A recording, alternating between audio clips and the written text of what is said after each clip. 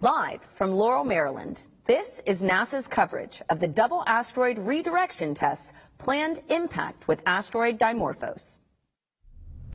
In a galaxy where asteroids have pummeled planets for billions of years, now one planet strikes back. For the first time in our planet's history, NASA will test an asteroid deflection technique.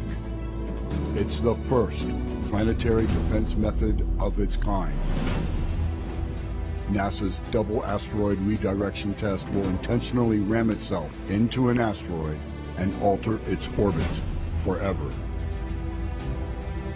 At the crossroads of science fiction and reality, DART is part of our plan to defend planet Earth against potential future impacts.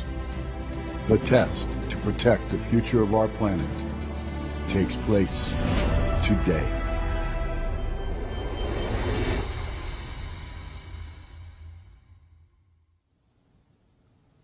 Welcome, and thank you for joining us from Johns Hopkins Applied Physics Laboratory, home to the DART Mission Operations Center.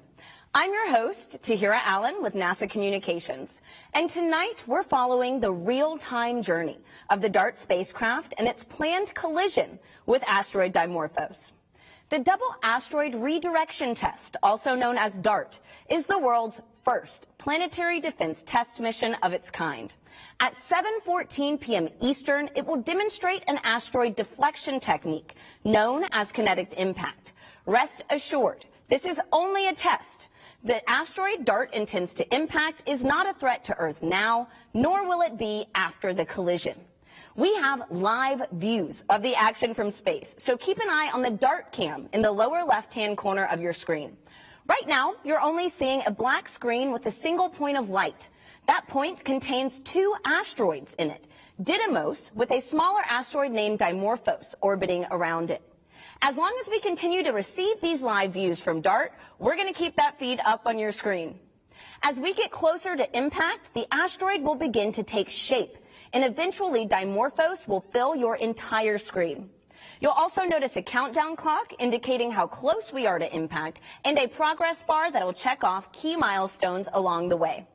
Now, as we follow pre-impact operations, we invite you to join us as we check in with Mission Control for live updates and track DART's final milestones. We'll see two astronauts demonstrate what kinetic impact looks like in space, and we'll go behind the scenes at one of the observatories following DART's impact from Earth. You can participate in today's show tonight by submitting questions for our experts to answer live on air. Drop them into the stream wherever you're watching, or use the hashtag #PlanetaryDefender on social media. Now, we're a little over 70 minutes out from impact at 7:14 p.m.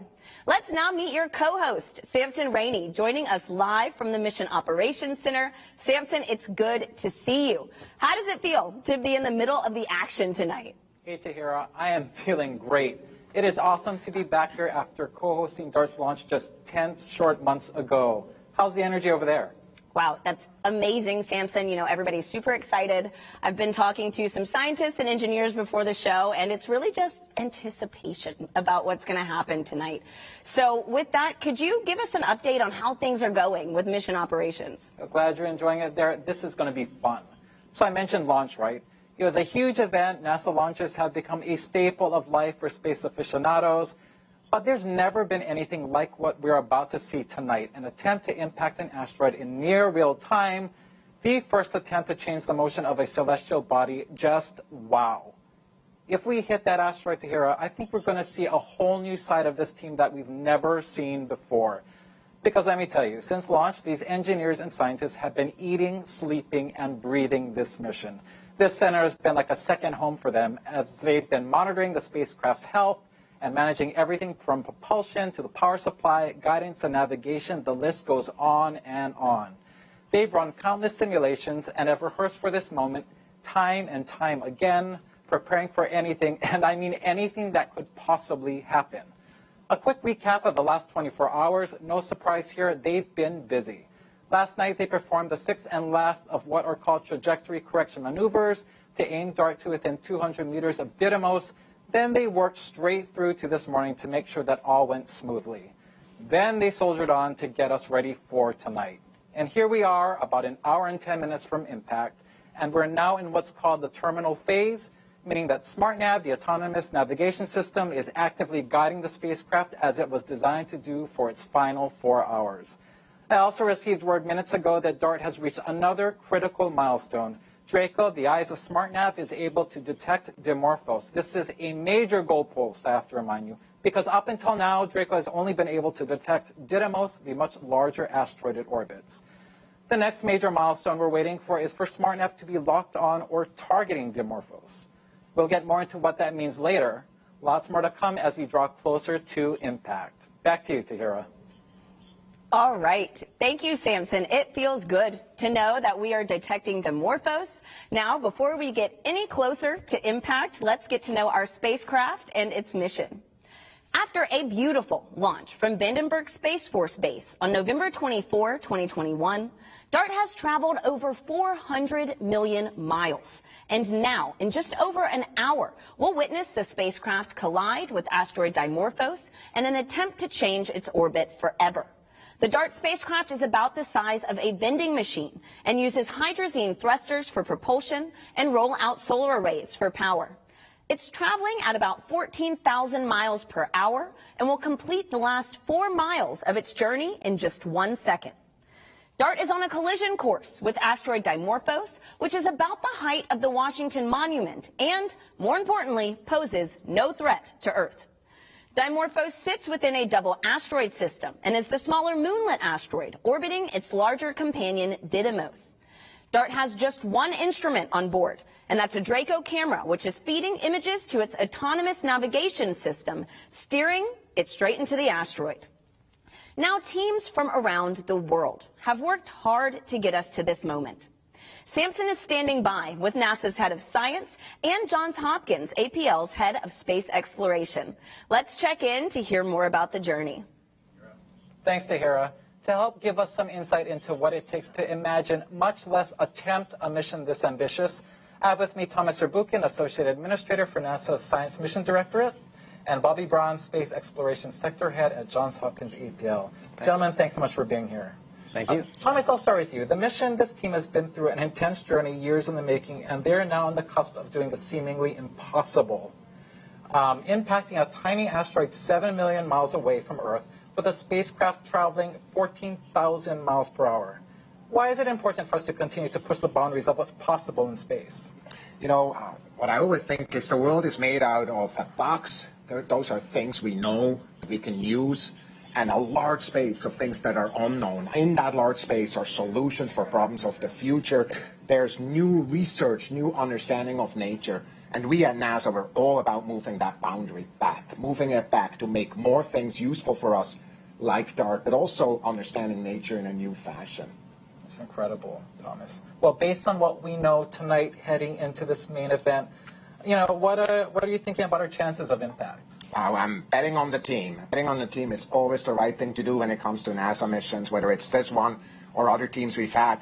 The thing you just announced, you know, that kind of seeing that little bump there in the image of that new kind of celestial body we knew was there, but now we've have it on the camera. It's just a step in that direction. I'm very optimistic. That's awesome. What the team has planned for months, years ago is coming to fruition, and we're watching it live. Absolutely. It's just exciting. Awesome. Thank you, Thomas. Bobby, you've been through so many white-knuckle experiences with space missions, most recently with the landing of the Mars Perseverance rover just last year. What is the mindset of the team coming to such a major moment in their career with the stakes being so high? Well, teams like this prepare for the worst, but celebrate the best. And I think we're going to have one of those best nights tonight. There are, of course, many things that could go wrong in spaceflight, but so far this team's been on top of every possible problem. They've been ahead of it, and they just need to focus and push through and go for success. That's awesome. I think from what we're hearing, the cheers coming out of the mock before this broadcast, I feel like we're on the right track. Oh, yeah, absolutely. Any pep talk or advice for the team heading into tonight that you gave them? Well, I've been in the mock several times today talking with the team. They're calm, they're cool, they're collected. I basically told them just follow the data, trust in each other, trust in themselves. You know, they've prepared for this moment for years, and so they know this better than anybody. And as a team, they're going to get through this successfully. That is awesome. Thank you both. That's great words of wisdom for moving forward in space, and seems like the team is in good hands with themselves. All right, Tahira, we're attempting the once unthinkable, but the team has prepared for this moment now to keep a steady course on this last mission-defining leg. Back to you. All right, thanks, Samson. I mean, it is incredible what the teams are pulling off tonight. This is a first-of-its-kind mission, testing a way to one day save our planet from a hazardous asteroid. Now, we asked astronauts aboard the International Space Station to show us how this technique works in microgravity, and they had some fun with it. Now, before we get to the video, I urge you to keep a close eye on Shane. He's going to be in the blue shirt and standing in for Asteroid Dimorphos. A white object is about to come crashing into him. That's our spacecraft. You'll notice how the impact of the crash moves Shane's position in space. This demo, much like DART's test, relies on the energy transfer from a collision to change the motion of an object. The method, which is called kinetic impact deflection, is the technique DART will test at 7:14 p.m. Eastern. Let's take a look. So what I'll do, Shane's going to be the asteroid, and I'm going to be the NASA DART mission. Or this CTB, more exactly, is going to be the spacecraft. I'm going to try to throw it, and we'll look at the effect of that mass coming at him and the kinetic energy transfer from the CTB to Shane. Shane will be perfectly stable. It's not an easy test. You ready? All right, here it comes.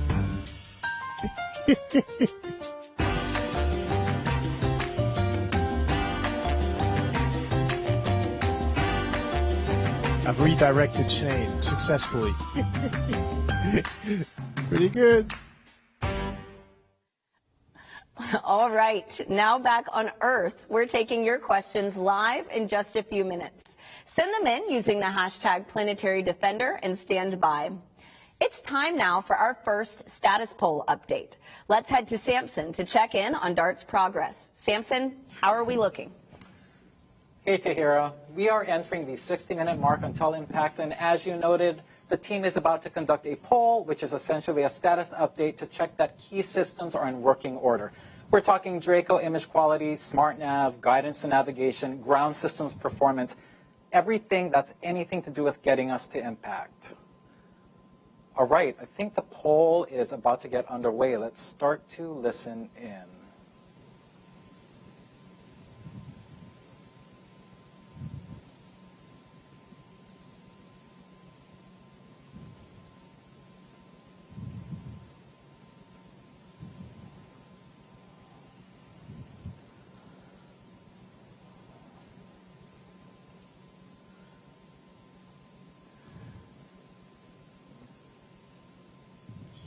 We are waiting for that poll to begin any second now. Martin F1 off console.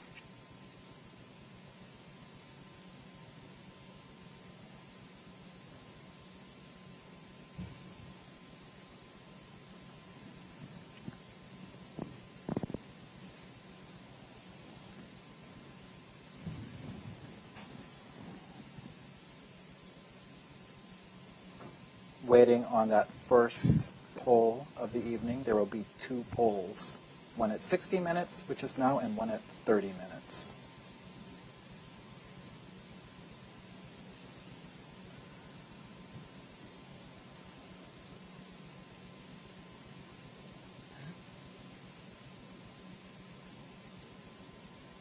Afterward, we should be hearing from Elena Adams, the mission systems engineer, to give us a summary of what we'll have just heard.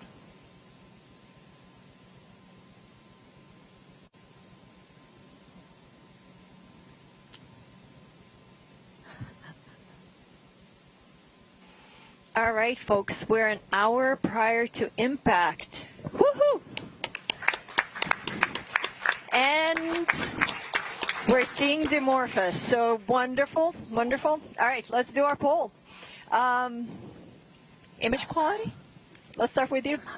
Images are looking great. Dimorphos is coming in at about the same relative dimness as Didymos. So very consistent brightness between the two. And it's a stable track. That's awesome.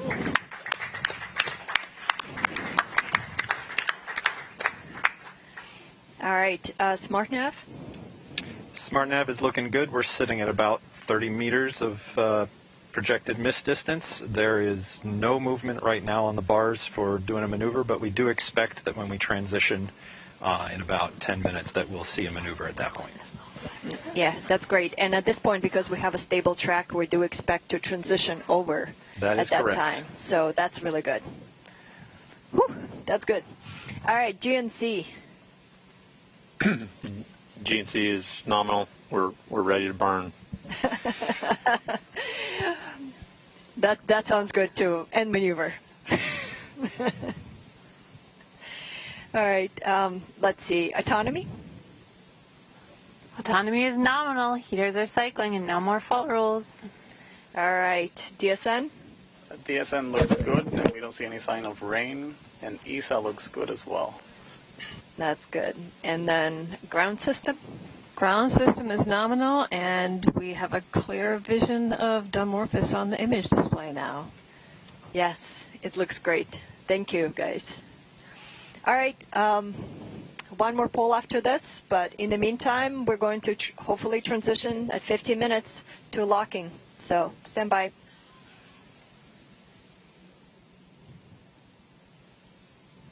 All right, we're going to hear from Lena ourselves to give us a update. Hey, Lena. How's it going? Good. How are you? Good. That sounded like a great poll. Any words about what we just heard? Oh, we're very excited. We are starting to see Dimorphos for the first time. It is looking great. It is just about the same dimness as Didymos as we expected. And so we are getting ready to transition. We have a stable track at this point. It's about 7 pixels in size. And yeah, we're ready to go. It's great news, Lena. Thanks so much. I'll let you get back to it. Thank you. Wow, that's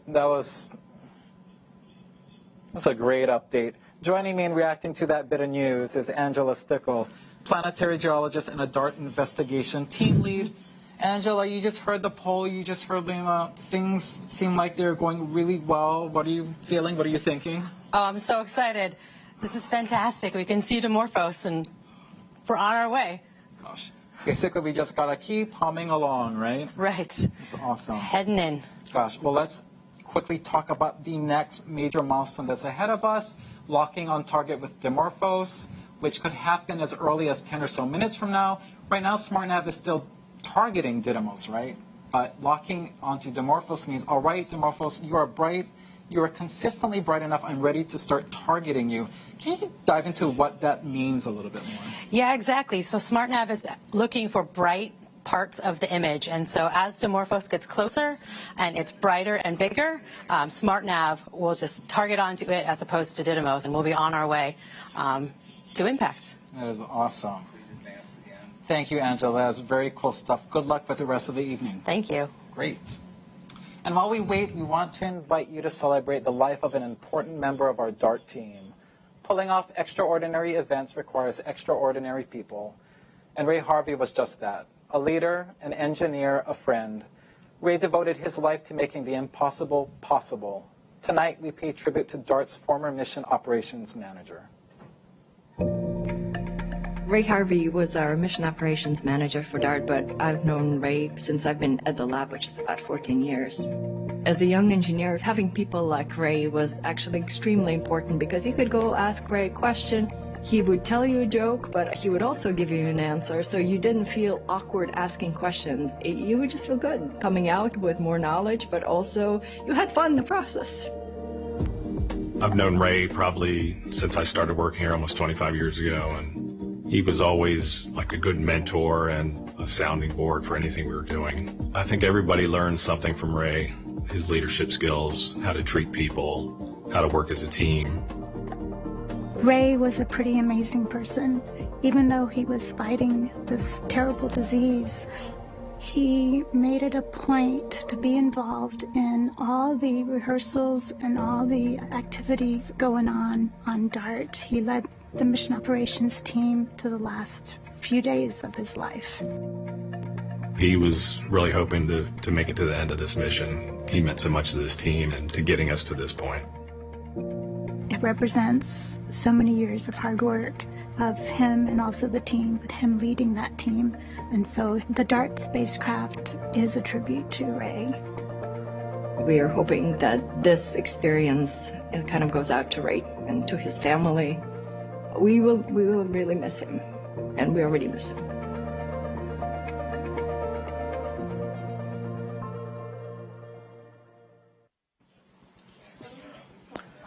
Ray has touched so many lives.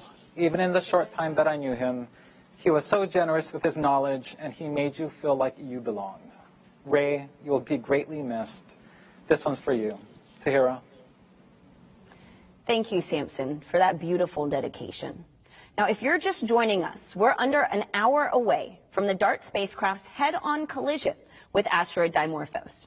DART's mission is a test of a planetary defense technique that could one day save humanity. Rest assured, the test poses no threat to Earth. The spacecraft is almost 7 million miles away from us right now, and you're watching a live stream of its approach to Dimorphos. It takes about 45 seconds for the images you're seeing in the DART cam to make their way back to Earth. Any moment now, we should learn if DART is ready to commit to impact. While we wait, I'm here with Andy Rivkin, DART Science Investigation Lead, and Mallory D. Coster, DART Impact Modeler.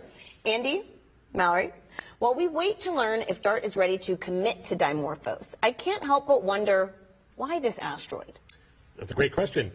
The way that the double asteroid redirection test was designed, it was to measure the period change in a binary asteroid system. So we needed a binary asteroid, so that eliminates some number of objects. We needed something with a moon that was small enough that we could move it with a strike from a spacecraft, but not so small that we wrecked the moon. So when you kind of tick off all the possibilities, Didymos really ended up as the best choice and really the only choice that would provide a mission in this time period. See, I want to go back to that. You mentioned having a moon that we could push but not destroy. Could you, now in pop culture a lot, we see that, you know, oftentimes the idea is to just totally try to demolish the asteroid. Why have we chosen to not test that technique this time? Yeah, the conventional wisdom for planetary defense is that you don't want to disrupt an object and blow it into a zillion pieces, but you want to keep it intact and just move it all as one piece. Because if you move it all in one piece, then you can keep track of it a lot easier. If you blow it into a million pieces, then some of them might still Earth, and you don't want to miss a thing. Yeah, we might have more issues then. So we know that we have the perfect test subject. Mallory, now can you help us understand how, if mission success, DART's mission tonight can help improve models for mitigating hazardous asteroids in the future? That's exactly right. So we stand to learn a lot from this DART impact. DART is both a technology demonstration as well as a really big science experiment. So from a technology standpoint, we're going to see if we have what it takes to autonomously navigate a spacecraft into a relatively small celestial body, something the size of a football stadium. That's pretty far away from Earth. From a science perspective, we get to perform one of the largest and fastest impact experiments that man has done. Something that could never be accomplished in a laboratory here on Earth. So we're going to learn how these large sizes, these fast impact velocities, and also these sort of extraterrestrial asteroid materials respond to deflection. Wow, I mean, there's so much about tonight that we don't know, and it seems like your fun is just getting started, right, until after impact. So Mallory, Andy, thank you so much. And tonight, ground-based telescopes aren't the only one watching the action. A small CUBE satellite built by the Italian Space Agency was deployed by DART 15 days ago and has been in the area to give us a bird's-eye view of impact. Here's more on Licia Cube. Licia is a 6U CubeSat of the Italian Space Agency participating in the DART mission, and it's also the first Italian satellite operating in deep space. Licia Cube mission objectives is to support DART in the documentation of the impact effects, in particular in terms of the ejecta of materials that will be released from the asteroid surface after the impact, and also imaging the non-visible side of the asteroid during its flyby. DishaCube will acquire images using its two different cameras, Leia, a panchromatic camera, and Luke, an RGB camera. Therefore, we can better understand the nature of the asteroid Dimorphos impacted by DART. By means of our Scientific Operations Center in SSTC ASI, we will distribute and process the images in order to make them available to the entire team. We are here in Argotech's Mission Control Center in Turin, from where, together with ASI, we monitor the status of LiCheCube. The batteries are charged, the radio is communicating correctly, and the navigation altitude is on the right trajectory. Everything is ready for the most important part of the DART mission, the impact with the asteroid. DART is a global effort to prepare humanity for the unthinkable. Before the spacecraft can complete its mission, the autonomous navigation system must first confirm a lock on target. This is a key milestone that we should be hearing about soon. So let's go back to Samson for the latest for mission operations. Hey, Tahira, we are less than 50 minutes out, and we just heard big news. We have reached the point where SmartNav is now target locked onto Dimorphos. That progress bar should move to your right that much further, closer to impact. Very exciting. In the meantime, joining me is someone who worked on the instrument playing a starring role with this major milestone and basically all the way up to impact. Lisa Wu, mechanical engineer who helped install the Draco camera and built its cover. Lisa, thank you for joining me. Thank you for having me. So we just heard big news. We hit this target lock. It could have come fairly later than this, but we're in a good spot with this target. Exactly. How are you feeling? I am so excited. I'm sure the entire team is ecstatic. This is what we've been working so hard for in these very last moments, and we just heard we got target lock, so could not be feeling any better. Very exciting. I mean, we are humming along. So a quick recap, SmartNav is DART's autonomous navigation system. It's been called the brains of the spacecraft. And right now it's essentially maneuvering that spacecraft on its own, as it will be for the last 4 hours. A Draco imager, it's providing SmartNav with that unflinching view of Dimorphos, about an image per second. It is the eyes of the spacecraft. Lisa, what makes this camera perfect for this mission? Yeah, of course. So the Draco instrument is a very, very high resolution, narrow field of view telescope. The image quality, let's go back. Draco is a descendant of the Lori telescope, which might sound familiar because it took the very first pictures of Pluto on the New Horizons mission, which also might sound very familiar because that is an APL-led mission. So if you've ever seen the first pictures of Pluto, that is the amazing quality that we have on DART. That's incredible heritage. And yeah, anyone who saw those images of Pluto, those were amazing, and that kind of ups the ante for what we're going to see with these pictures of Dimorphos, right? Oh, yeah. So we all know about, a lot of us have smartphones with, cameras. We have cracks, we have smudges. How did your team make sure that this camera made it in pristine condition to get to this point? Of course. So our flight hardware, including this instrument, was made in the clean room. Very, very high clean facility. In order to make sure that the telescope works, we had to put it through a lot of electrical testing, optical testing, alignment testing. We had to make sure it performs as we intended. And then not only that, you have to take this instrument and put it through all the environments that it will see through space. So we put it through vibration testing, thermal vacuum chamber testing, all to make sure that it performs and it will survive through space. That's amazing. Test, test, test, and test again, right? Yes. This is how we get to a stage like this. That is exactly awesome. That is great. Thanks so much, Lisa. The number of astounding technologies that are on board this spacecraft is amazing, but doing the impossible requires nothing less than the astounding, right? Mm-hmm. All right, Tahira, we have the technology. Clearly, we have the talent. Now we wait for history. Back to you. All right, thanks, Samson. It feels good to know that we have locked on target Dimorphos. Now, earlier we asked you to send in your questions by using the hashtag Planetary Defender. And I am joined now by two real-life planetary defenders. We have Kelly Fast and Lucas Paganini, both from NASA's Planetary Defense Coordination Office. Let's dive into what you want to know. So, Kelly, Lucas, before I get to social media questions, we actually have a special question from a familiar face, especially if you're into football. So let's take a moment and hear from him. What's up? I'm Joshua Dobbs, quarterback for the Cleveland Browns, and I have a question for NASA's DART team. On the field, I have to use precision passing in order to get the football in the hands of my teammates, and at least I can see where they are. For NASA's DART team, how are you able to aim a spacecraft at an object so far away? You know, that's a really good question, Kelly, and I mean, we haven't really done this before. How can we aim? Right. Well, but I have to say, Joshua does in a few seconds what we've taken, years to do.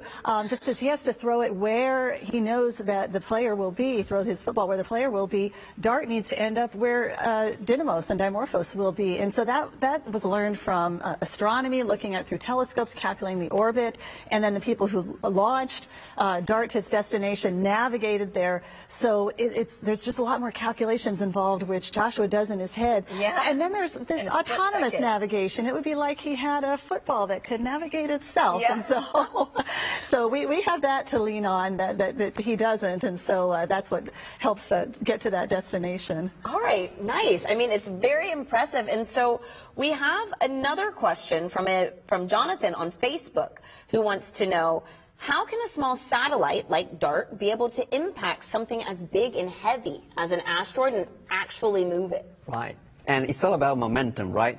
We have this tiny asteroid of about 160 meters, the size of a football field. And then you have this spacecraft, which is about 500 kilograms. So it's all about momentum, right? You have this massive asteroid and this tiny spacecraft. And how do you move it? It's all about mass and velocity. Since we don't have enough mass in that spacecraft, we have to really impact it hard, and that's why we're impacting it at 4 miles a second, which is outstanding. Which is amazing. And I mean, we're actually going to get to watch impact live take place. And so that gets me to my next question. We have Metal Money on Twitter who asks, what is the size of the blast on the asteroid? Kelly, could you explain a little bit about that? Well, and that's something that we're hoping to find out from this mission, because there's physics and calculations, but actually when you're dealing with a real asteroid that we haven't seen close up before, and what type of material might be on the surface, what the structure is, this is something that, like a Lucia cube, we hope to see as Lucia cube flies by, to see what that blast was, how large it was, which will help those who are doing the modeling of how effective the impact was, and in changing the orbit, what all figures in, what Lucas just talked about, the mass and the velocity, but then also maybe that blast that is seen afterwards, the plume of material that we're hoping to see from Lucia cube. So how does tonight's mission play into the work that y'all do in NASA's Planetary Defense Coordination Office, Lucas? Yeah, I would start by saying that this is a very important test. We're going to know if this kinetic impact is an effective technique to use in the case that there would be any potential asteroid en route to Earth. So definitely, for me, that's the most important thing about this test.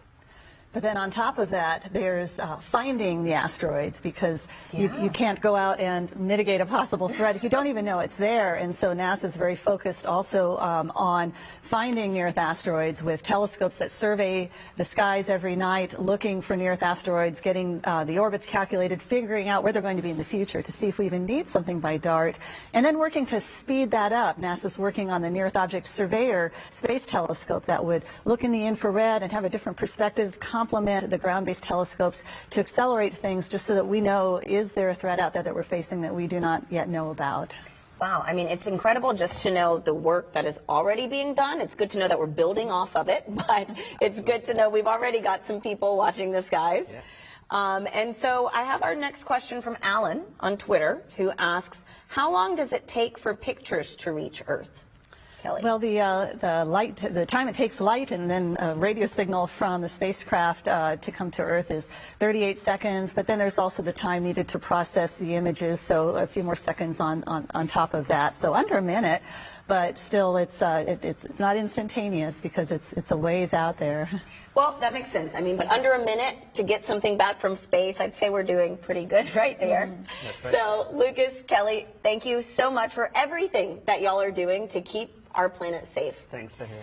And so, it's important to note that tonight we're attempting something that's never been done. And with that presents many challenges to overcome. Here's what makes DART a first-of-its-kind mission. The DART mission is a very difficult mission because we are trying to do something that hasn't been done before. This is the first time we're going to an asteroid that is this small, this dark, and we're actually going to attempt an impact. The DART mission is really something that the whole world can get behind.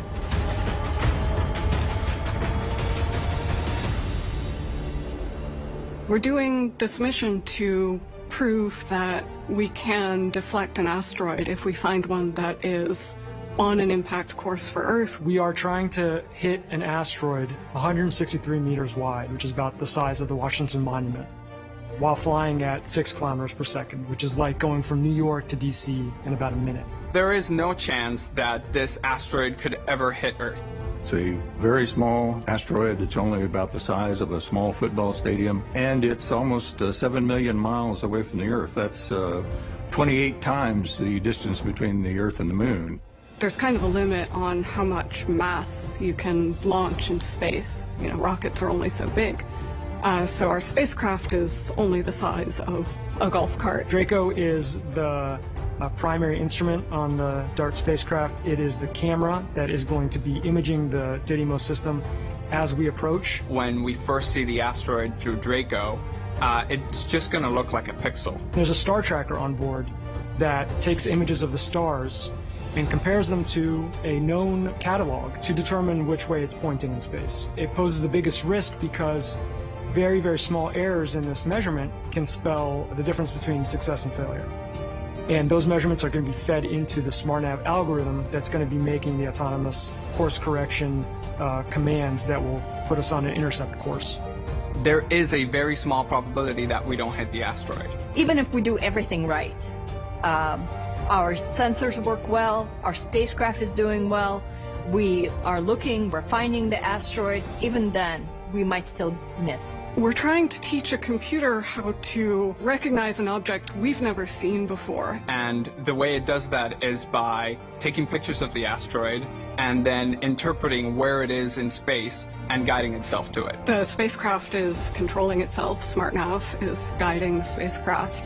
And we have very limited ability to respond in that time. So it has to do it all by itself. And at about 2.5 minutes out, we cease all maneuvering and we coast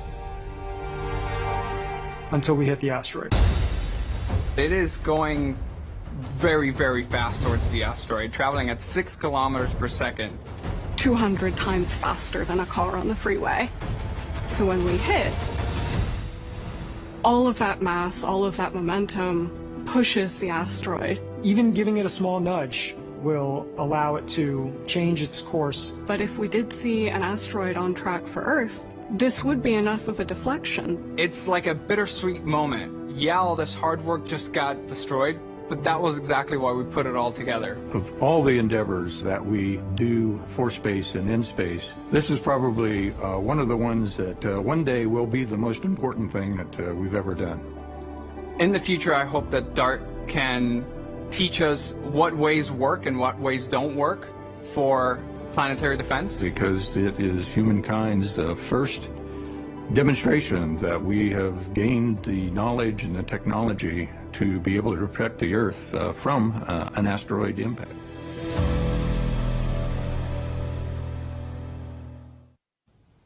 Space exploration is rooted in pushing past boundaries. Remember, tonight is a test, and we hope to make impact. Now that you've learned of the challenges to today's test, let's head back to mission operations and get a status update on DART's real-time progress. Samson, how are we looking? Hey, Tahira, we have 30 minutes to go until impact. As we heard earlier, so far so good. SmartNav is now targeting Dimorphos. Thrusters are firing, maneuvering the spacecraft.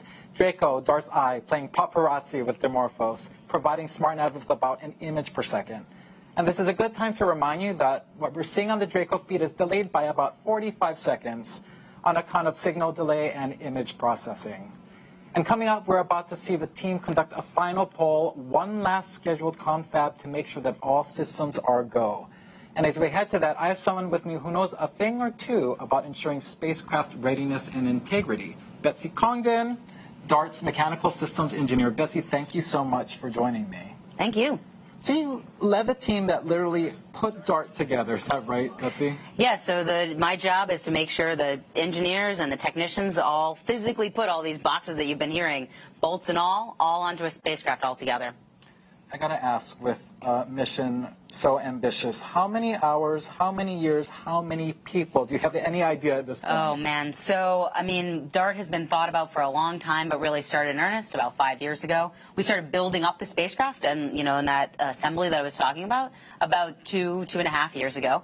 And so it's been hundreds of hours, to make something like this possible. People with all sorts of talents. You've seen a lot of them today.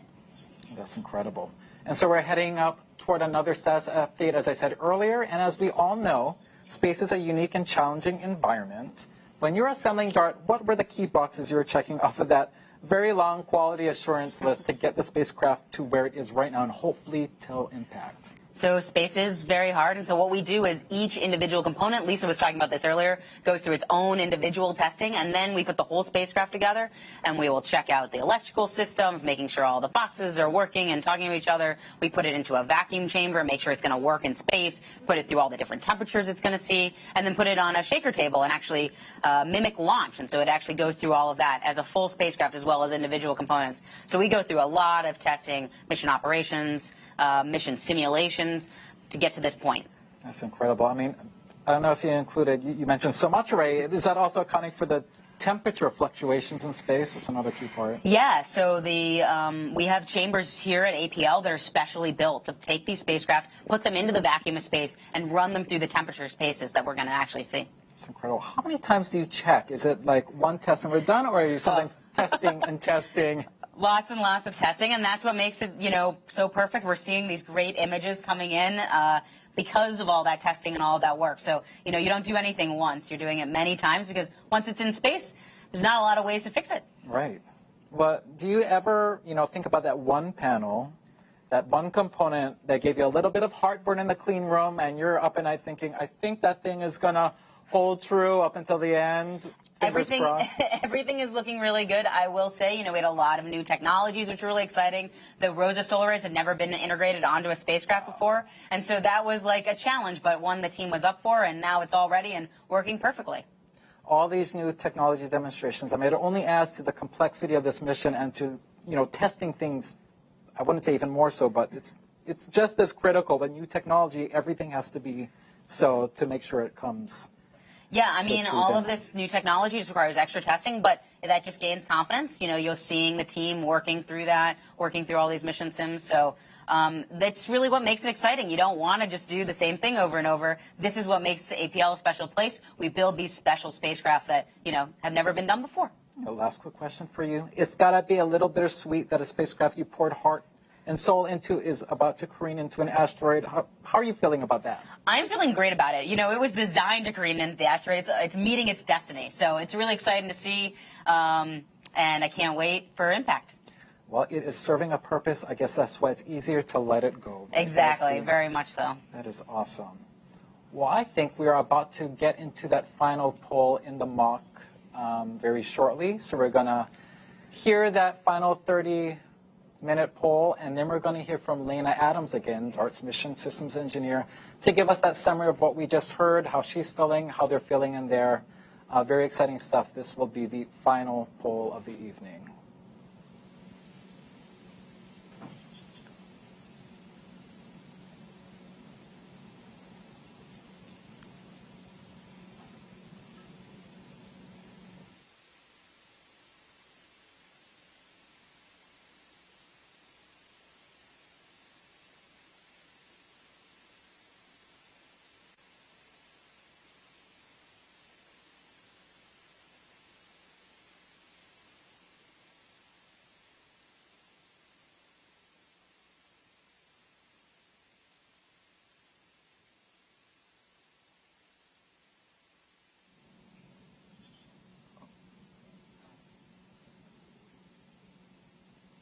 are awaiting that final pull. This is DART MSC on DT Mach. It is time for the last status poll. Yes. We're about, 7,000 miles from Dimorphos at this point, so yay. All right, image quality. How are we doing? Still looking very good. Dimorphos still tracking along that same brightness predict as Didymos. That's great. All right. Maneuver complete. Yes, thank you. All right. SmartNav.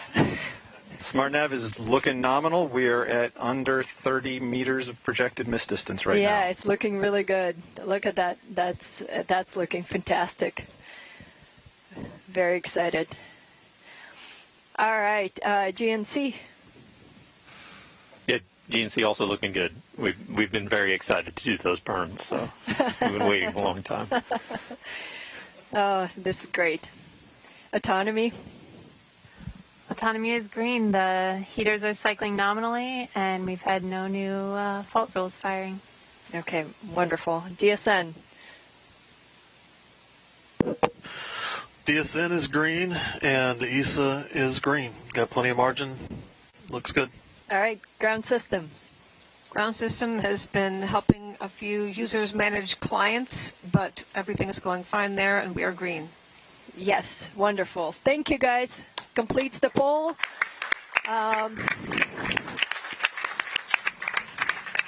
Last one. All right, so Didymos is looking like itself. We'll see what Dimorphos is looking like soon.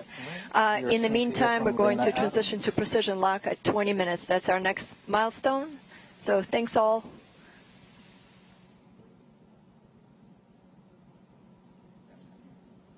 All right, we're about to hear from Lena Adams from the Mission Operations Center. Hi, Samson. Hi, Lena. That sounded very positive. How's it going in there? Oh, it's going great. It's going great. We've locked on Dimorphos. We're maneuvering towards it, and yeah, everything is looking really good. We were at the time of the poll within just a few meters of projected miss distance, which means we were hitting towards the center. And at this point, we're coming back there about 30 meters off the center of the lit portion of Dimorphos as of right now. We've executed 2 burns. And everything's looking on track.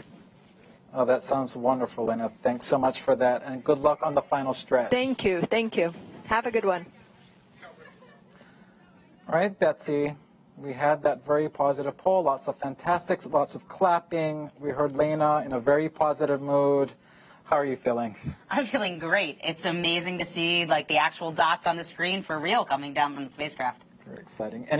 Any words of encouragement for the team? I mean, obviously, they're doing a great job. They practice a ton, and we're ready. Go DART. You've heard it all loud and clear, Tahira. All systems are go, and we remain on track for impact. And like Betsy just said, go DART. Back to you. All right. What an exciting update, Samson. You just heard it. All systems are go. Mission operations confirm the spacecraft is on track for impact. But in order to hit the mark, the test must first locate its target. That's why Johns Hopkins APL engineer Michelle Chen helped develop new autonomous navigation techniques that will ensure a bullseye. Let's take a look. Never in my life would I have thought I would take a couple $100 million spacecraft and crash it into an asteroid.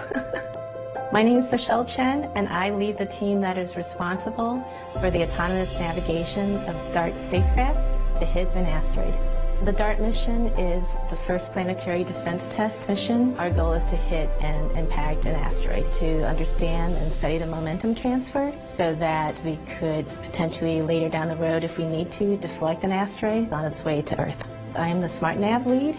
SmartNav stands for Small Body Maneuvering, Autonomous Real-Time Navigation. SmartNav, I always consider it sort of like the brains And so the camera, Draco, is essentially the eyes. The algorithm has to identify and hit the target in the field of view of the camera. We're flying at over 6 kilometers a second. It essentially occupies a pixel up until possibly 30 minutes prior to impact, and then that's where everything gets really exciting. And so you could just imagine if it was a human being joysticking this.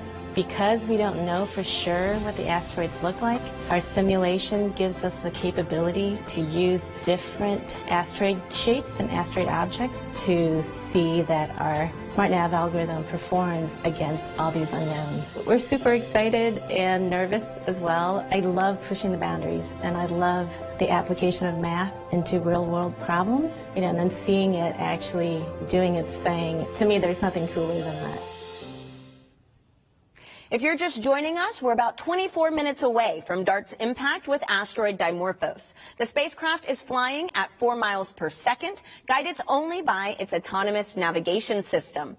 I'm here now with Tom Statler, DART program scientist, and Don Graninger, DART impact modeler. Tom, Don, thank you for being here with us tonight. We have some good news happening, but we did just hear about the challenges that DART is facing tonight. So, Don, could you tell us a little bit about what kind of uncertainty exists with a mission like this? Yeah, sure. So what's really interesting is that until just, even a few minutes ago, I feel like we're just getting our first looks at Dimorphos.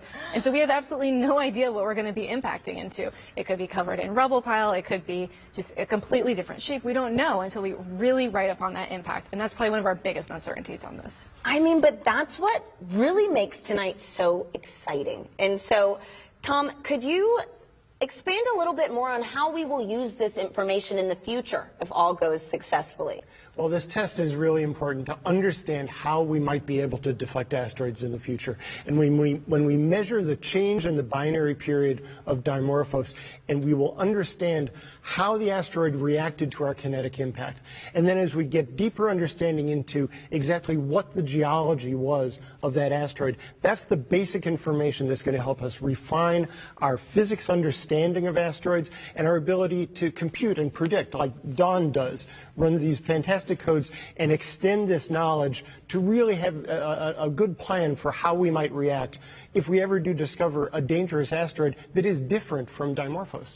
Well, hey, I mean, it's better to be safe than sorry. So it sounds like y'all's party is really just getting started after impact. So congratulations on your success so far. It has been a pleasure. Thank you so much. Now, any second, we should be learning if DART has a precision lock on its target Dimorphos. This is a key milestone critical to tonight's success. Samson, mission operations must be buzzing. How are things going? Hey, Tahira. The energy is indeed electric, and the team is hyper-focused. You could hear a pin drop right now as we're coming up on the critical 20-minute mark from impact and expecting to hear from the team that SmartNav is now precision-locked onto Dimorphos, which means that SmartNav will be tracking only Dimorphos from here on out. Why? SmartNav has full confidence that we're in fact tracking Dimorphos, and so we want to remove any confusion by continuing to track Didymos. Because what could happen with Didymos is that its shape could be such that there's a lot of shadowing, which could make it seem in the Draco imagery like multiple blobs, as the team likes to call them. And we don't want SmartNav to mistake any of those blobs for Dimorphos, so we're doing away with tracking Didymos altogether. We are waiting for that announcement of precision lock. All right, we're about to hear from the team. Actually, we have some time until we hear that.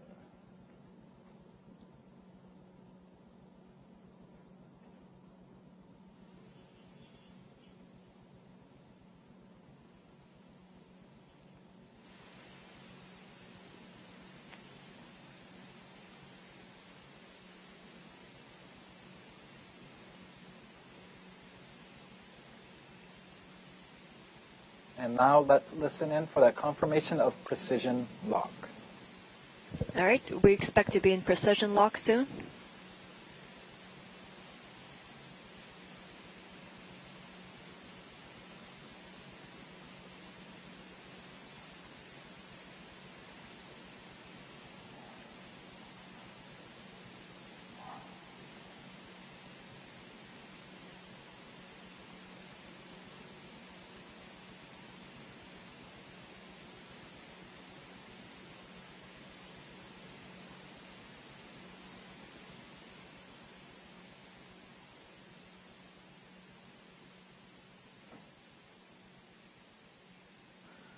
are waiting for confirmation of precision lock.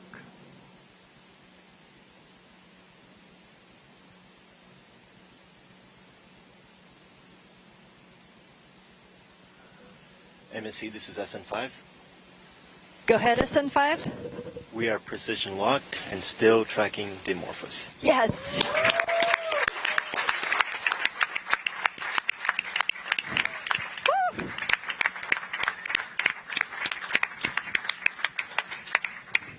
We are soon going to hear again from Elena Adams. This is great. This is DART MSC on DT Mach. So this was our last milestone. At this point, we're going to be working towards Dimorphos. I expect we're going to do some burns. We're about 4,500 miles away from Didymos and Dimorphos. So let's see what happens.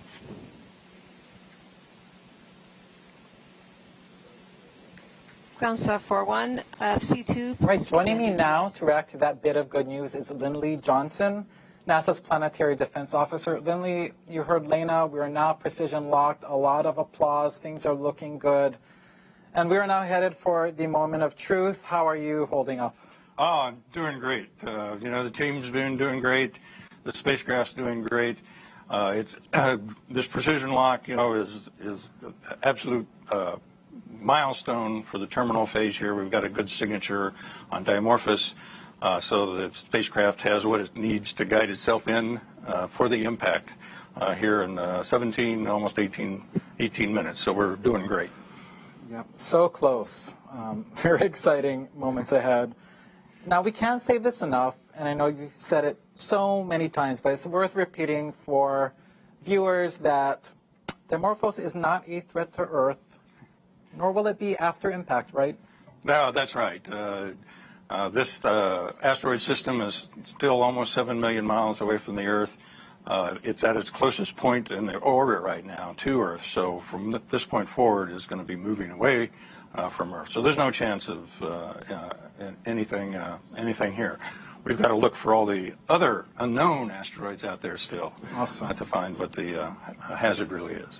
Thanks so much, Lindley. I'll catch you on the other side of impact. Oh, okay, yeah, if you can. Back to you, Tahira. All right, thanks, Samson. It is amazing to know that we have a precision lock on target Dimorphos. Now, we have a fun way for you to join our mission, and it is by signing up to be a planetary defender. Visit bity.com/planetary defender.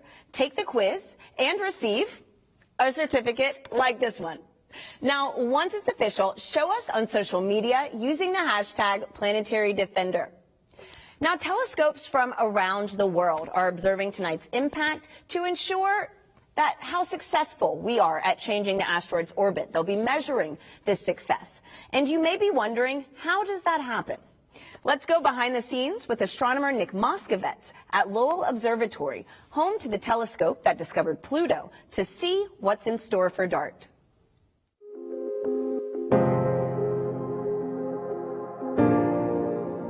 This is Lowell Observatory. Lowell is one of many observatories around the world that will be observing the DART impact, NASA's first ever planetary defense test mission, to see how much a spacecraft impact can deflect an asteroid in its orbit. This is where Pluto was discovered, and we are still doing research in all areas of astronomy today. So let's go check it out.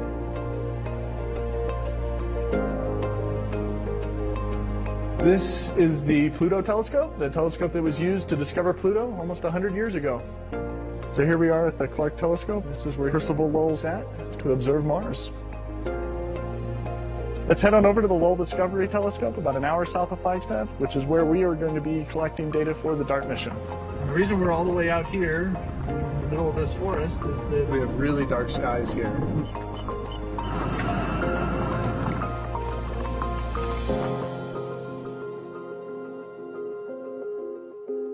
And this is the Lowell Discovery Telescope. This is what a 4.3 meter telescope looks like. This is what we will be using to study Didymos and Dimorphos in the days and weeks after DART impact. The DART spacecraft will be hitting an asteroid called Dimorphos. It's special because it's a binary asteroid, which means a satellite around a larger asteroid called Didymos. And DART will actually be hitting Dimorphos And what we will be measuring is how much DART changes the orbit of Dimorphos around Didymos. So this is an important test for planetary defense mitigation strategies in case we ever have to do this for real. The Lowell Discovery Telescope is one of many telescopes around the world which will be used to study Didymos and Dimorphos. It's really a global coordinated effort. And what we're looking at here is a large 4.3 meter primary mirror that's in the middle of the telescope tube here. Up at the top is a secondary mirror. The secondary mirror up top there is what is focusing the light down onto the instruments and allows us to take images with the camera that's located down at the bottom. This is maybe one of my favorite hidden rooms at the telescope. We're like standing inside the telescope, underneath the telescope, 100 tons above your head, held up by this and this, which is cool. It's sort of, as you can see, the highest peak around here, just over 8,000 feet. I come up here for sunset, because you know, sun setting right there, it's perfect. For DART, we're going to be collecting images of the night sky. And typically an observer would be here in front of one of these consoles, controlling the instrument and taking images like these as they're coming in off the telescope. DART is really a sort of before and after experiment. We need to understand the system before the spacecraft intentionally impacts, and then we have to understand what the outcome of that impact event is. As we watch from the Earth, Dimorphos will pass in front of Didymos and behind Didymos. What we will be doing with those images is measuring the brightness of Didymos in those images and looking at how that brightness changes. And those dips in brightness allow us to measure when these eclipses happen and measure the orbit period of Dimorphos. And so you have essentially a fixed star field here. All the white dots are stars of different brightness, and moving through this field is Didymos and Dimorphos, which again, we can't distinguish them as discrete points of light, but we have that small object moving through the field of view. So after impact, we will then be able to go back and start observing intensely, looking for those mutual events, those eclipse events of Dimorphos passing in front of and behind Didymos. And on each one of these frames, we're measuring the brightness to assess whether or not it's undergoing one of these events where Dimorphos is passing in front of or behind, and using those to determine the orbit period of Dimorphos around Didymos. This is such a cool experiment. It's such a singular experiment. Using the ground-based telescopes like this one and others around the world to watch the system and see how it's affected by this impact event, because that's really what's going to give us the answer to what did DART do at the time of impact. And that will be exciting to see how that evolves over the days and weeks following that impact. All right. After a 10-month 470 million mile journey, DART is just minutes away from making history. A truly global effort. This mission has brought together people from around the world, united under one goal: to find a way to protect humanity from a hazardous asteroid if one were ever discovered. Now, usually NASA spacecraft are intended to operate for many years or even decades, but not DART. DART was built to be destroyed. DART is a mission of firsts, proving that a spacecraft can autonomously seek, find, and approach a target in space that's so far away we don't even know what it looks like.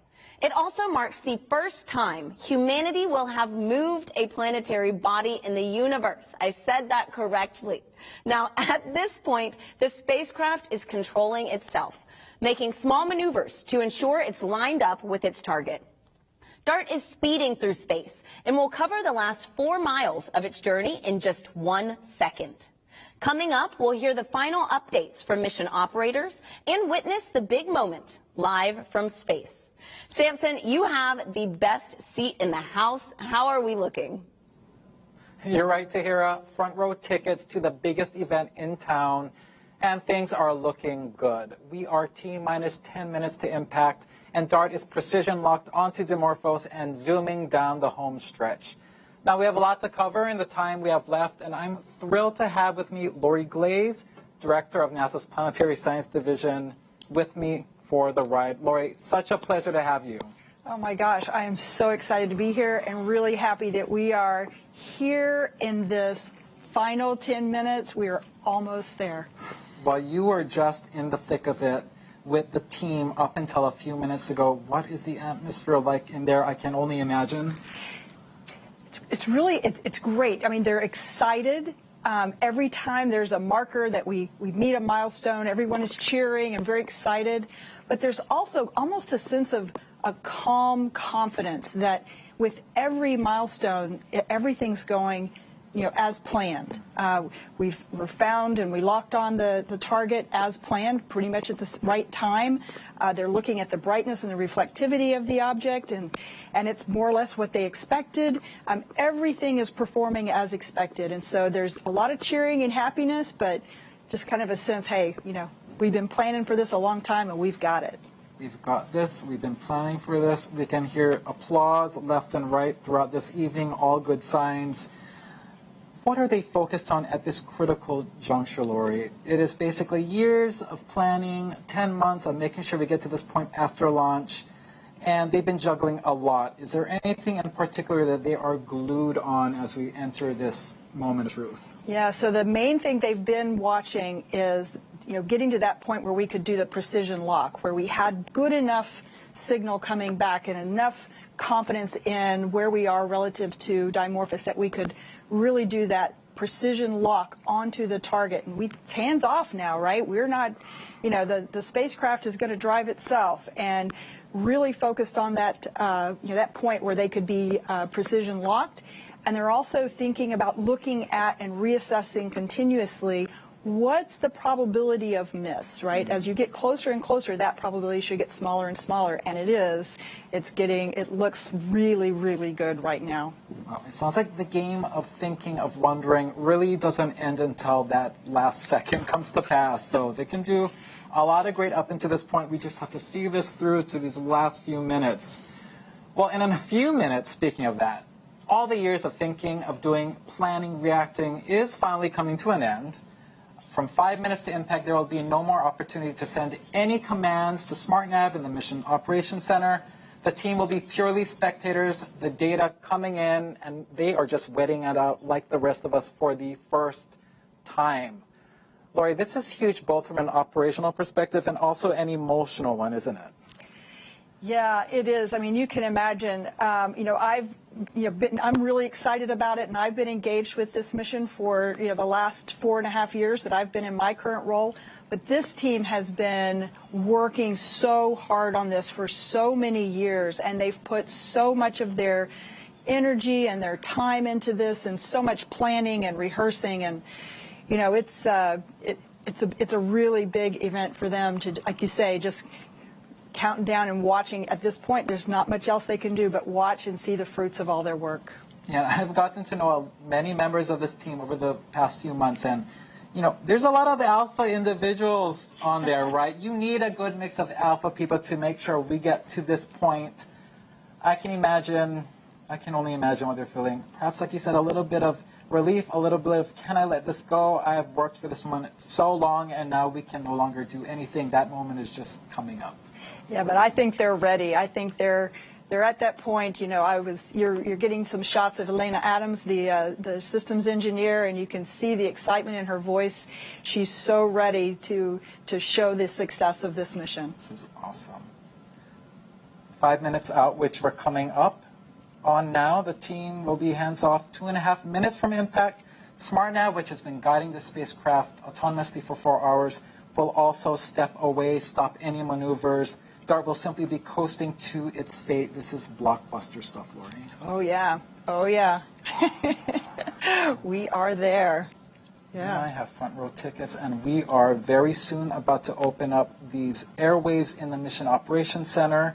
We'll stay plugged in all the way through impact. Remember, at this point, 5 minutes out, no more commands to SmartNav will be possible. The team is watching it just like you and me and the rest of us.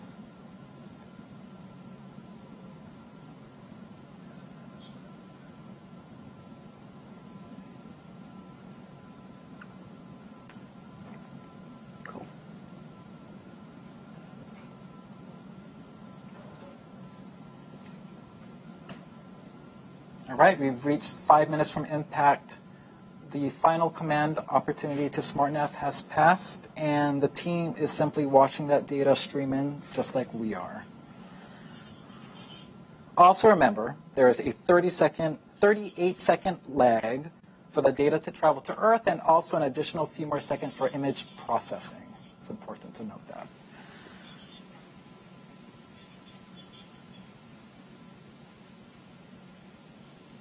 should be hearing the chatter in the Mission Operations Center momentarily. This is DART MSC on DT Mach. 5 minutes till impact. 5 minutes till impact. We are at 1,100 miles away.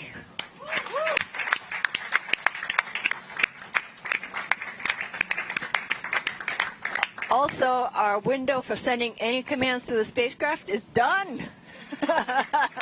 Contingency's done.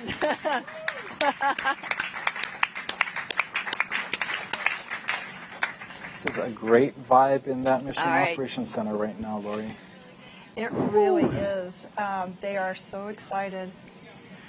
And This is investigation you know, one on DT I'm Mach. honing in, looking at these images as we get closer and closer, and you look at Didymos, and just you're starting to see this physical body appear there. It's incredible, just incredible. That sounds great. I'm still having a hard time believing this is real imagery coming in near real time. Yeah, but you've been watching it over the last 30, 45 minutes go from just being a collection of individual pixels, and now you can actually see the shape and the shading and texture of Didymos, and we're going to see that same thing with Dimorphos as we get closer and closer. This is so cool. Never We're still before seen maneuvering. images of Dimorphos will come into stark relief Absolutely. a few seconds before impact. Didymos. It's amazing. All right. The team is standing just recognizing this moment years in the making. It is really nice to see them relax a little bit, get off from those computers that they've been glued to, and just appreciate this moment that's coming. Yeah, and they've earned this. It's just great to see them there. This is so cool. Lori, we hit another major milestone. We are now 2.5 minutes from impact, and SmartNav has stopped maneuvering the spacecraft. DART is now coasting toward Dimorphos, and we hope into the history books. Absolutely. This will be, I'm sure you've heard it many times tonight, humanity's first ever attempt at trying to move another celestial body, and also our first attempt ever to execute a mission in sole purpose of planetary defense. So what an exciting time. Yeah, and I'm starting to see Dimorphos start to come into view there. You can see it starting to take shape. I'm starting to see individual boulders on Didymos. Unbelievable clarity of images We're there. coasting on in. Our projected miss distance is going to be about 17 meters. All right.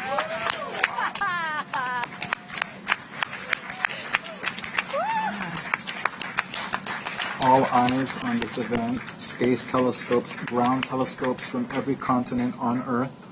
Yeah. Yeah. All right. 2 minutes out. Does not look like one single rock to me. Oh, boy, we're getting close. 14,000 miles per hour, Lori. 14,000 miles per hour. And remember, 45 minutes ago, 55 minutes ago, we couldn't even resolve this object in space. And now you can see us zeroing in right on target. And we're now dropping the clock, and we'll go by loss of signal to confirm impact. Right. Yes. Imagine we'll get that loss of signal, and then we'll hear from Lena Adams again, letting us know that I feel like we'll know. I feel like that'll be a crystal clear signal. I think so. I think we're starting to see more resolution. In fact, look at that. Didymos has even gone out of the view. We're now just seeing Dimorphos. This is remarkable stuff. Oh my goodness, look at that. Looks like control system settling down. Angular rates look really good. I think we're going to get the investigation team some good pictures. Wow. No, come on, we can do better than that. Starting to see those individual boulders there. You can see shadows of the various rocks on the surface. Impact. It's amazing, guys. Oh my goodness, look at that. Unbelievable. Yeah. Looks to me like we're headed straight in.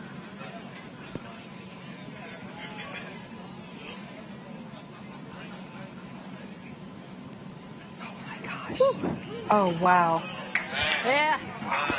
Oh my goodness. 8, Yeah. 7, 6, wow. 5, 4, 3, 2, 1. Oh my gosh. Oh, wow. We're getting visual confirmation. All right. Let's see. We got it? Waiting. And we have Every impact. minute. A giant leap for humanity in the name of planetary defense. Woo. Fantastic. Oh, fantastic. Oh. What a moment. Very few words can really capture this moment. This is beautiful to watch.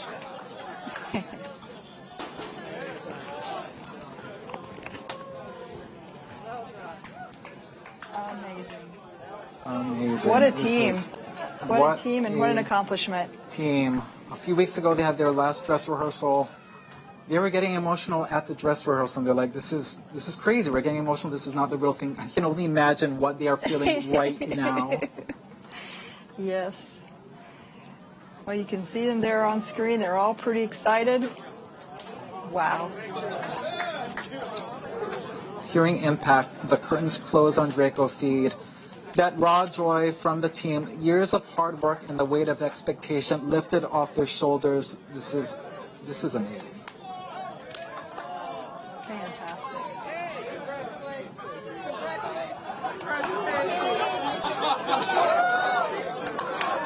This is beautiful. And Lori, really, this is a huge moment for the mission. Lots more work needs to happen in the days, weeks, Absolutely. Now, as I always say, it's one of my favorite missions. Now is when the science starts. It just starts now. Now that we've impacted, now we're going to see for real how effective we were. We're going to train all of those ground-based telescopes on the Didymos Dimorphos system, and we're going to make measurements that will help us determine just what its orbit looks like now relative to what it was before. So it's going to be great. Very cool. All right, this is when science, engineering, and a great purpose, planetary defense, come together, and it makes a magical moment like this. Yeah, really. Absolutely. And you can see so many people there that have made this happen. The team of APL engineers that have really poured their souls into this mission. Lori, any last words to mark this historic moment? Oh. We're embarking on a new era of humankind, an era in which we potentially have the capability to protect ourselves from something like a dangerous, hazardous asteroid impact. What an amazing thing. We've never had that capability before. Thank you so much, Lori. Those are poignant last words. Tahira, history has been made. Back to you. Wow. I mean, what an exciting day for the DART team. And in case you're keeping score, humanity 1, asteroids 0. Now, I'm here with Nancy Chabot, DART coordination lead. Nancy, talk about a moment to catch on camera. What is going through your head right now? I mean, I'm just thinking, wow, that was amazing, wasn't it? I mean, those images, you just got closer and closer, and sort of we've been planning for this moment. We've been talking about it for years. At APL here, we've been working on this since 2015, and I knew, I've been talking, these are the images that we're going to see, and they're going to be spectacular. And I think even then they exceeded my expectations of just zooming in like that, and, it really is just such the team accomplishment, and to get to this moment over so many years. And I don't have to talk about it as coming anymore. It's happened now. We have done this. It's happened, and it is just incredible that as humans, we have done this. We did this. And Nancy, do you have anything you'd like to say to the teams who made tonight possible? Oh, I mean, I don't need to say anything to the teams because I know everybody like me is really proud to be part of this, right? Proud of this thing that we've been working on for years, and even before 2015, internationally, people wanted to do this. People wanted to take this first test. And then we finally did. Partners across the United States. We have actually 28 countries represented on our investigation team of scientists, telescopes on all 7 continents, everybody doing their part to make this moment happen. I know I'm I'm really honored to be on this team, and I know other people on the team feel the same way. As you should, Nancy. And I mean, there's a lot to celebrate here tonight. And so now that we have confirmed impact, can you let us know what's next for this mission? Well, I mean, I think I'm still taking a moment here, because this is a big deal, and this was a really hard technology demonstration to hit a small asteroid we've never seen before and do it in such spectacular fashion. But I know other scientists on the team, like me, are already pointing at those images, being like, "Did you see that boulder? Did you see that smooth area? Did you see the shape? What does that mean?" And Lychee Cube is like flying by right about now. They're close approach, like taking images, and they're storing them, and we'll get those in the next days. Telescopes here and in space are they're looking at the brightening of the rock that's thrown off from that spectacular collision that we saw, and this is going to go on for weeks, and so there's still a lot of excitement to come, but nothing to take away from this moment. Yeah, this is just the beginning. It looks like everybody is celebrating here in Mission Operations. I think I just saw Bill Nye there. And so it is a huge day for this team, but also for humanity. You know, Nancy, you mentioned earlier about some of the international collaborations. And could you give us an idea on kind of the scope of DART's mission, right? It's not just us in the United States that's focusing on this. So can you expand a little on that? Yeah, I mean, planetary defense is really an international issue. We are all on this planet together, right? I mean, and I think it's been so great for this mission to really support and embrace that international cooperation for planetary defense, so that we can maximize what we learn.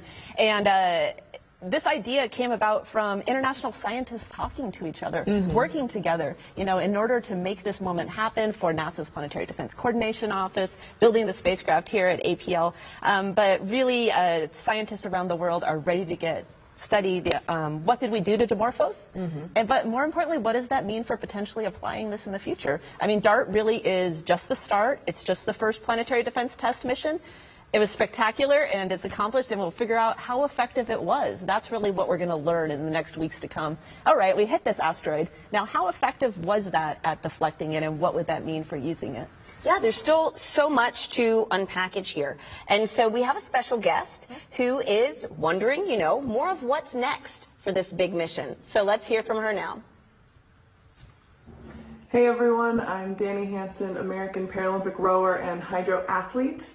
And first, I would like to congratulate the entire DART team on crossing the finish line. So congratulations. And with that, here's my question. Now that DART has impacted, how will you know if the spacecraft has actually changed the asteroid's orbit? That's a good question. Yeah, I mean, so this is a double asteroid system. So all we've done here actually is change slightly how Dimorphos goes around Didymos, right? And the telescopes on the Earth have studied this for years. So we knew it used to be 11 hours and 55 minutes. What is it going to be now? And so the telescopes are going to measure that period change. And they're so good at this. They've done it for decades already to get us to that point. And they're going to work for the next weeks and make that measurement. And when we have it, we're going to be sure to share it with everybody to see how much we did deflect this asteroid with the DART collision. Wow. Well, Nancy, I mean, it's time for you to celebrate. So congratulations on everything tonight, and go DART. Oh, go DART. This was spectacular. Yes. And so we have Samson standing by in Mission Operations with two very special guests. Let's hop over there and see what's going on. Thanks, Tahira. I have the pleasure of introducing NASA Administrator Bill Nelson, who has a special message for us. Hey, congratulations. Boy, the DART team, you really did this one very well. It's been a successful completion of the first part of the world's first planetary defense test. And there were years of hard work. There was a lot of innovation and creativity that went into this mission.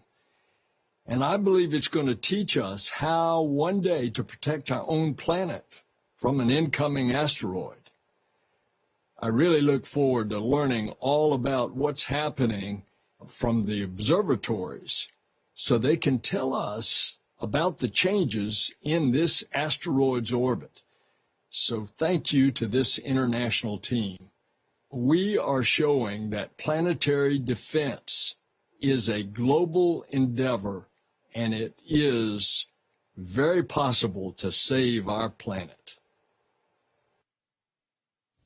All right. That was eloquently put, Administrator Nelson. Joining me right now are Deputy NASA Administrator Pam Melroy and APL Director Ralph Semmel. Thank you both for being with me. Pam, I'll start with you. How are you feeling having witnessed this historic event up close? Oh, I was absolutely elated, especially as we saw the camera getting closer and just realizing all the science that we're going to learn. But the best part was seeing at the end that there was no question there was going to be an impact, and to see the team overjoyed with their success. That's beautiful. What does this mean for NASA? What does this mean for planetary defense?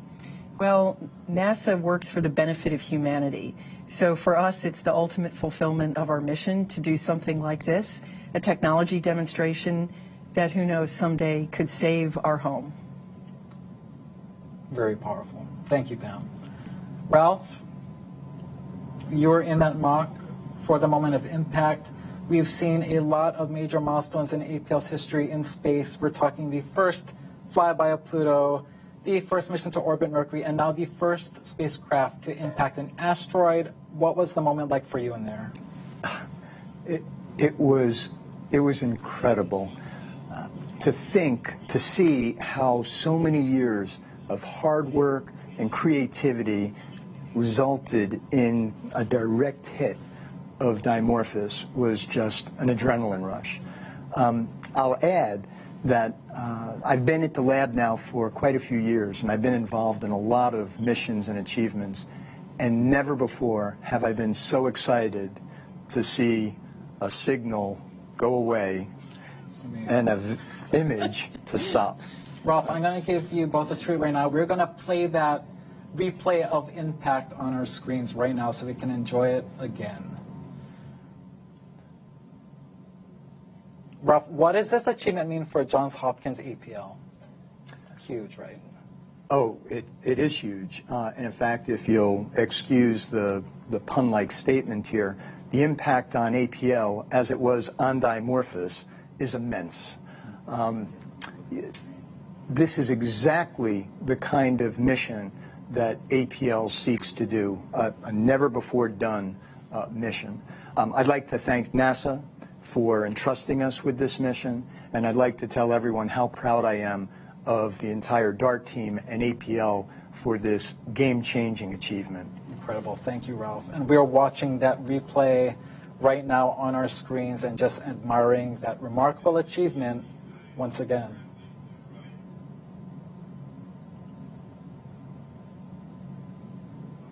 They were just tiny blobs of light, and now they are real objects to us, which is amazing. Never before seen up until today.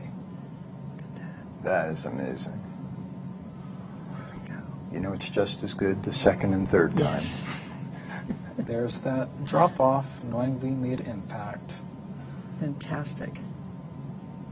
Well, there you have it. A lot of pride here tonight, along with the promise of big things to come. And with a successful DART impact, that will do it for us today at the Mission Operations Center. Back to you, Tahira.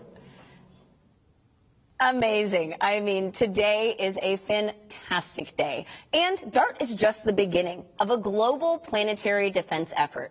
In 2024, the European Space Agency's Hera mission will conduct follow-up observations of asteroid Dimorphos and measure in great detail DART's kinetic impactor tests. Let's take a look.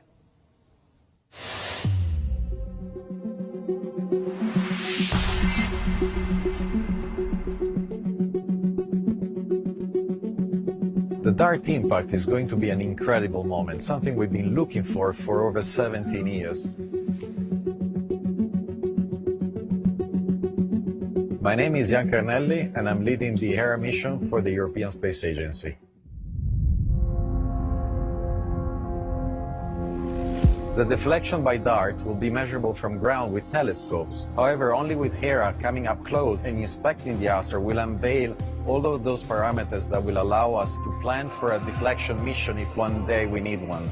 This is the propulsion module of the Hera spacecraft that will take us to Asteroid Dimorphos and will allow us to study the results of the DART impact.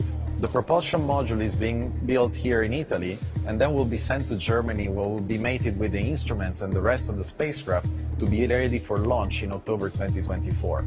We started designing and conceiving the whole mission and the spacecraft about 2 years ago, and we have a launch date to meet that is a fixed date in October 2024. So it's challenging, but we're making it possible.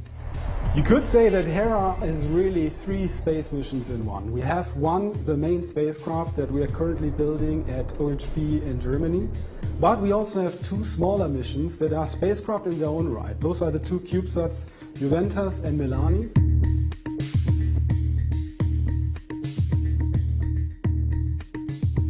The CubeSat I'm working on is Milani, which will perform spectral measurements and dust detection following the DART impact.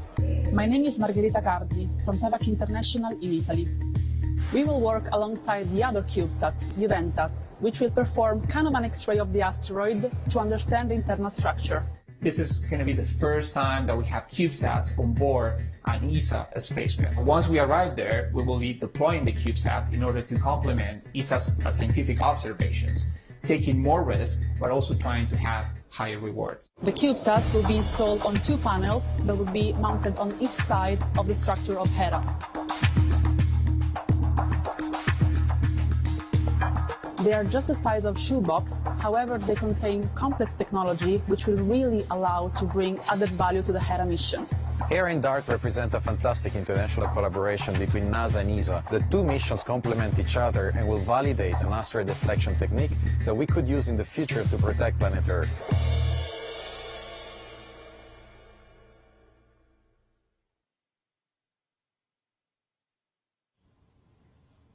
There you have it. Tonight, we've ushered in a new era in planetary defense. At 7:14 p.m. Eastern, the DART spacecraft targeted and collided with Dimorphos, showcasing a technique that we could use if a hazardous asteroid is ever on a collision course with Earth.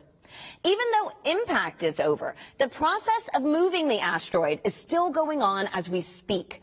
Over the next days and weeks, we'll be monitoring Dimorphos from all angles, tracking its change in orbit with ground-based observatories, studying the impact crater and ejected materials with space telescopes, and we may even get images from missions like Lucy, Hubble, and Webb. Now, don't miss a beat. For mission updates, follow Asteroid Watch on Twitter, NASA's Solar System on Twitter and Facebook. Remember, impact was just the beginning. Science and images will be rolling in soon, so stay tuned to nasa.gov/DART. We'll be back at 8 p.m. with members of the team to capture reactions and celebrate this historic event. So join us soon on nasa.gov/live. And for more updates on the Artemis and rollback operations happening tonight at the Kennedy Space Center, head to nasa.gov/Artemis-1. Thank you for watching NASA's coverage of DART Impact from Johns Hopkins Applied Physics Laboratory in Maryland. We want to give a special thanks to all of our guests for participating in today's broadcast, and a big shout out to my co-host Samson Rainey for keeping us keyed into the action. Go DART, and good night.